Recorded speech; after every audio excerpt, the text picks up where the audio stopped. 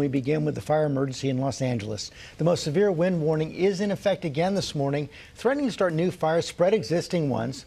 This new danger comes as we also learn new information about what may have sparked the Palisades fire.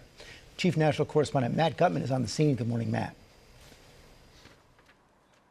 Hey, good morning, George. The next 11 hours here are going to be absolutely critical. Very low humidity. The winds are going to come howling down canyons like this, which is why fire officials have pre-positioned so many trucks in almost every driveway here. This goes on. And all about 15,000 firefighters in Southern California right now. They are concerned that these winds could whip up embers and ignite new fires here. This morning, for the second straight day, millions facing an extreme fire risk in Southern California. The next 12 hours, critical.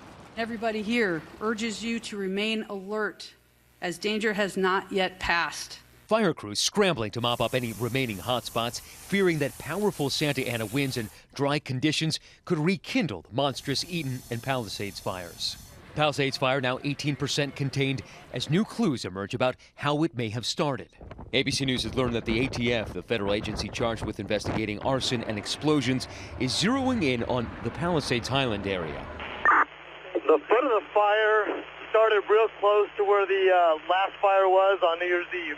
Some residents pointing to this fire, first reported on the hillside just after midnight on New Year's Day. LAFD had sent helicopters and had sent trucks to put that fire out. They were there for hours, circling overhead. We assumed then the fire was out. For the next several nights, there were fireworks again going off at night in various areas in the hills. By 3:38 a.m., the fire is stopped, and an hour later, by 4:46, fully contained. Fire officials say that ash pits or tree roots can smolder for days unseen. Wait, we were right behind it. Then at 10:30 a.m. Tuesday, January 7th, the Palisades fire was reported. These side-by-side satellite images seem to show that fire starting at nearly the same spot as the fire the week before. We witnessed the furious firefighting efforts at that spot as the Palisades fire began to spread. Just in the past couple of seconds since we've been here, this fire has crested this little hill we're on. The entire basin here is engulfed in flames. FEMA on the ground in L.A. already receiving 40,000 aid applications. 84-year-old Susan Solser says she watched the Palisades fire approach her home from her kitchen window before fighting the fire with her 86-year-old husband, Winston, saving their home. I wasn't sure where Winston was.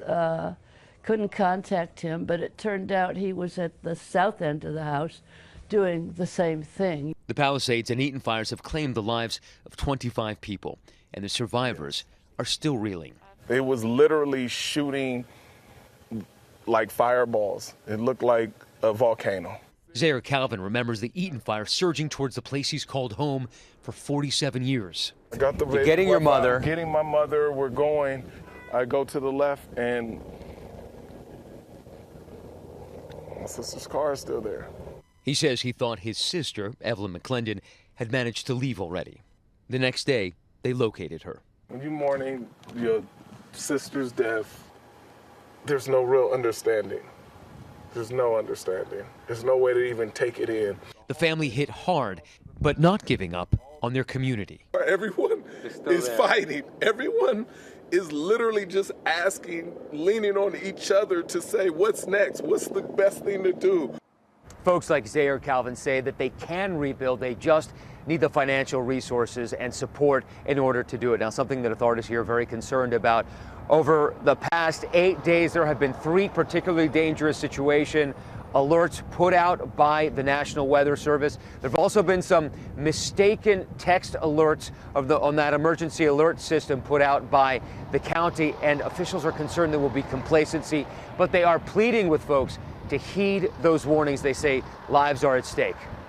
Michael. And you can definitely feel the heartbreak there, and you definitely need to take those warnings seriously. Thank you so much, Matt.